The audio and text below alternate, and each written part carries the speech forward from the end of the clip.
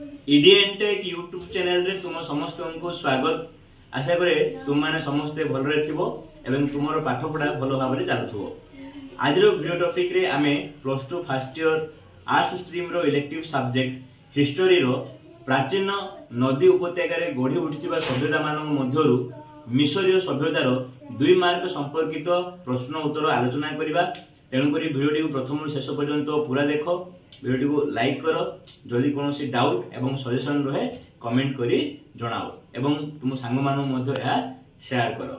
तेज चलो आज video topic रे मिशरीय सभ्यतार 2 मार्क विशिष्ट क्वेश्चन आंसर सब आलोचना करबा, जहाँकि विगत वर्ष रे परीक्षा रे आसीथिबा क्वेश्चन आंसर तो सहित पाठ मध्यरु खोजी बाहर कराइथिबा प्रश्न उत्तर मु तुम पाखरे उपस्थापना करिबी। तेज चलंतु आज वीडियो टॉपिक आरंभ करिबा। वर्तमान आमे प्राचीन नदी उपत्यका सभ्यतार अवदान रे मिशरीय सभ्यतार 2 मार्क संपर्कित प्रश्न उत्तर आलोचना करिबा। तबे प्रथम प्रश्नटी हेउची, पिला माने प्रश्न उत्तर आलोचना करिया पूर्व ध्यान रख जे 2 मार्क संपर्कित प्रश्न उत्तर उत्तर को तुमे माने 1 2 3 एभली भाव में 3टी पॉइंट बा 2टी पॉइंट करी तार उत्तर लिखिबो, जा फल निश्चित भाव में 2 मार्क परीक्षा रे मिलिबो। तेबे वर्तमान आमे आलोचना करिबा प्रश्न उत्तर। प्रथम प्रश्नटी हला, मिशरीय सभ्यता केउ महादेश एवं केउ नदी कूल अवस्थित थिला। तेबे यार उत्तर होची मिशर सभ्यता हेउची सर्वप्रथम नदी उपत्यका सभ्यता। यह होची 1 पॉइंट। तापर 2 पॉइंट रे हमर आसीबो मिशरीय सभ्यता आफ्रिका महादेशर नील नदी कूल अवस्थित थिला। एभली संभवतः 2टी बा 3टी पॉइंट रे एई 2 मार्क प्रश्नर उत्तर आमको लिखिबाकू हेबो। द्वितीय प्रश्न होची स्पिंकस कौन, यह केउठारे देखा जाए। तेबे यार आंसर हैला मिशरर शिल्पी माने प्रस्तर गात्र रे जीवंत मूर्ति अंकन करि पारिथिले। सेथि मध्यरु पृथ्वीर बृहत्तम मूर्ति रूपे प्रसिद्ध लाभ करिथिबा सिंह शरीर एवं मनुष्यर मुख भली थिबा प्रस्तर मूर्ति को स्पिंकस कुहा जाए। यह मिशर देशर गिजे ठारे देखा जाए। 2टी पॉइंट करी एठारे मध्य लिखा जायछि। तबर तृतीय प्रश्नटी होची रोसेटा पत्थर केउठारु मिलिथिला एवं एहार पाठोद्धार किए करिथिले। तेबे एहार उत्तर होला पिला माने रोसेटा पत्थर नील नदी कूलरू मिलिथिला। द्वितीय पॉइंट रे फरासी लिपिविद काम्पोलियन एहार पाठ उद्धार करिथिले। प्रश्न 4 रे आखनाटन किए एवं से केउ पुस्तक रचना करिथिले। तेबे यार उत्तर हेउची आखनाटन हेउचंती मिशरर चतुर्थ सम्राट। से सूर्य स्तुति पुस्तक रचना करिथिले। प्रश्न 5 रे मिशरीय साहित्यरू 2टी पुस्तकर नाम लेख। तेबे यार आंसर हैला प्राचीन मिशरीय माने साहित्य क्षेत्र रे यथेष्ट दक्षता प्रदान करिथिले, यथेष्ट दक्षता प्रदर्शन करिथिले। द्वितीय पॉइंट रे मिशरीय साहित्यर 2टी पुस्तकर नाम हैला बाग्मी कृषकर कहानी और 2 भ्रातांक कहानी। प्रश्न 6 रे मिशरर कुंभीर देवता और श्रृगाल देवतांक नाम कौन थिला। तेबे यार आंसर होची मिशरीय मानक कुंभीर देवतांक नाम सिबेक थिला और श्रृगाल देवतांक नाम अनुबिस थिला। प्रश्न 7 रे मिशरीय मानकर सृष्टिकर्ता और मार्जार देवतांक नाम कौन थिला। तेबे यार आंसर होची मिशरीय मानक सृष्टिकर्ता देवतांक नाम रा थिला और मार्जार देवतांक नाम पासट थिला। प्रश्न 8 रे मिशरर एकत्रीकरण रे किए करिथिले। मिशरर प्रत्येक प्रदेश को कौन कुहा जाऊ थिला। तेबे यार आंसर होची मिशरर राजा मेनिस मिशरर एकत्रीकरण करिथिले। मिशरर प्रत्येक प्रदेश को फेलोहिन कुहा जाऊ थिला। तापरे प्रश्न नंबर 9 रे मम्मी विषय रे धारणा दियो। तेबे यार आंसर हैला मिशरीय माने आत्मार पुनर्जन्म विषय रे विश्वास करुथिले। तेणु मिशरीय फारोंक मृतदेह को रासायनिक प्रलेप देई ताकू वर्ष वर्ष धरी संरक्षित करी रखुथिले। फारोंक संरक्षित शरीर को मम्मी कुहाଯାଏ। मन रख पिलामाने मिसरीय राजा मानू फारो कुहाଯାए एवं से फारो माने मृत्युवरण कले तांको शरीर को रासायनिक प्रलेप दे वर्ष वर्ष धरी संरक्षित कर रखा जाउथला काले पुणी थरे तांको आत्मा तांको निकट को फेरी आसीबो एवं से जीवित हेबे। यह प्रक्रिया को मम्मी कुहाजाउथिला। प्रश्न 10 रे किए और कहीं मिसर को नील नदीर दान बोली कहिथिले। तेबे यार उत्तर है नील नदीर बन्या फल सृष्टि होउथुबा पटुमाटी रे विभिन्न शस्य अमल हेबा सह मिसर सभ्यता एही नदी कूल रे गढ़ी उठिथिला। तेणु इतिहासर जनक हेरोडोटस मिसर को नील नदीर दान बोली कहिथिले। प्रश्न 11 रे मिसरीय मानक लिखन लिपि प्रणाली कौन थिला। तेबे यार उत्तर होची मिसरीय माने वर्णमाला सहित परिचित नथिले मध्य विभिन्न वस्तुर चित्र माध्यम से माने निज निजर भावना प्रकाश करने समर्थ थिले। तेणु सेमानंकर लिपि को छवि लिपि कुहाजाउथिला। माने सेमाने छवि अंकन करी सेमानंकर भावर आदान प्रदान करुथिले। तेणुकरी सेमानंकर लिपि वा लेखा को छवि लिपि कुहाजाउथिला। एही चित्रलिपि तत्कालीन पुरोहित मानक द्वारा अंकित होइथिबारु एहाकु पवित्र लिपि मध्य कुहाजाए। ऑब्जेक्टिव प्रश्न रे एमिति मध्य आसीपारे जे मिसरीय मानक लिपि को आउ कौन कुहाजाए पवित्र लिपि मध्य कुहाजाए आमे लेखि परिबा।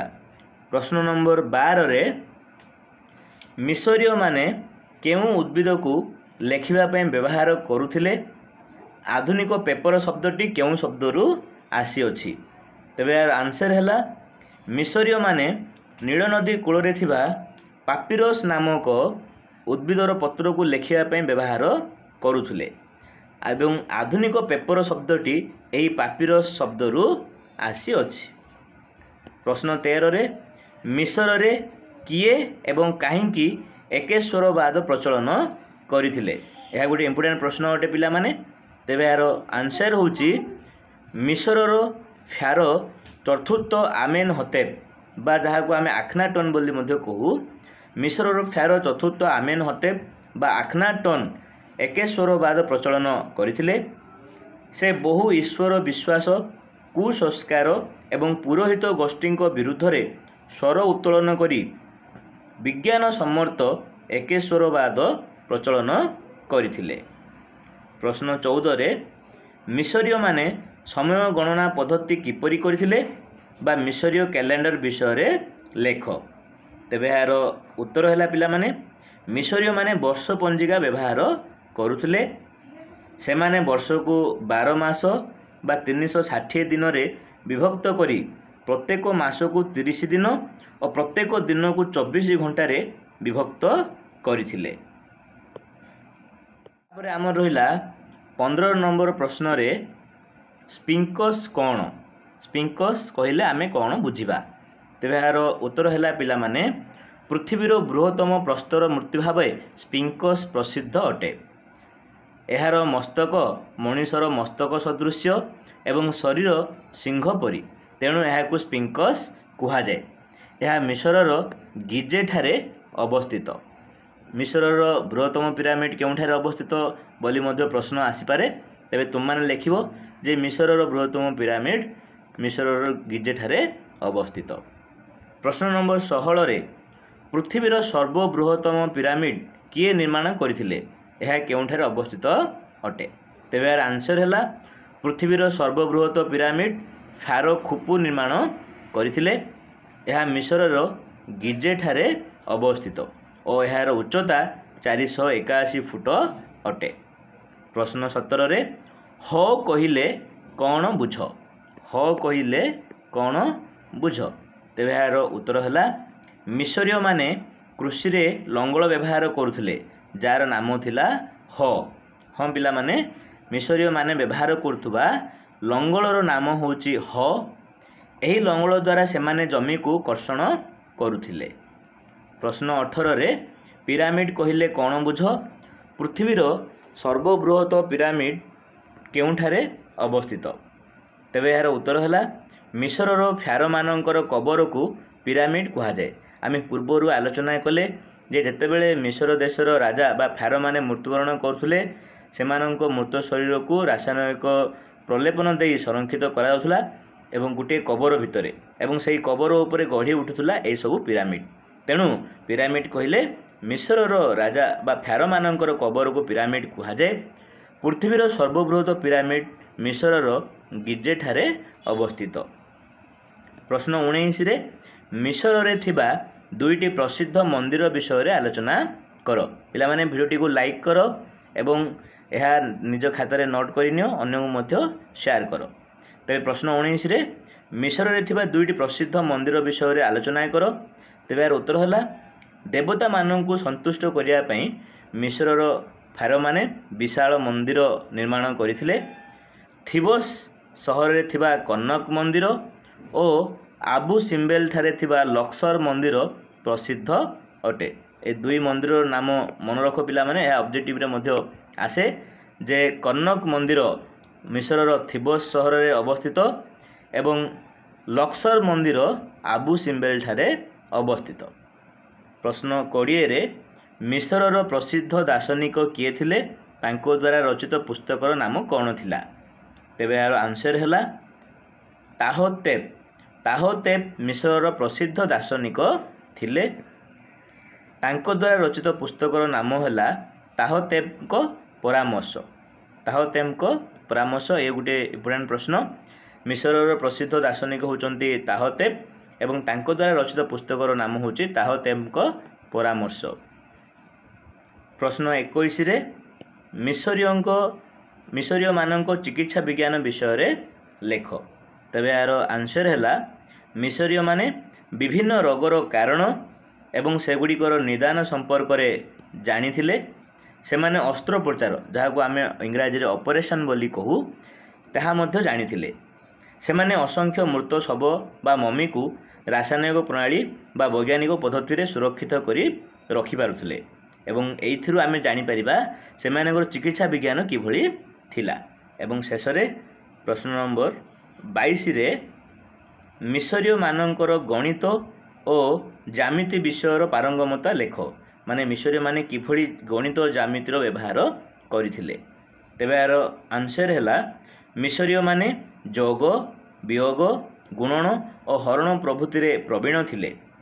ସେମାନେ ଜମିର ମାପ ପାଇଁ ତ୍ରିକୋଣ, ଚତୁର୍ଭୁଜ, ବର୍ଗକ୍ଷେତ୍ର ସମ୍ବନ୍ଧରେ ଜ୍ଞାନ ଅର୍ଜନ କରିଥିଲେ।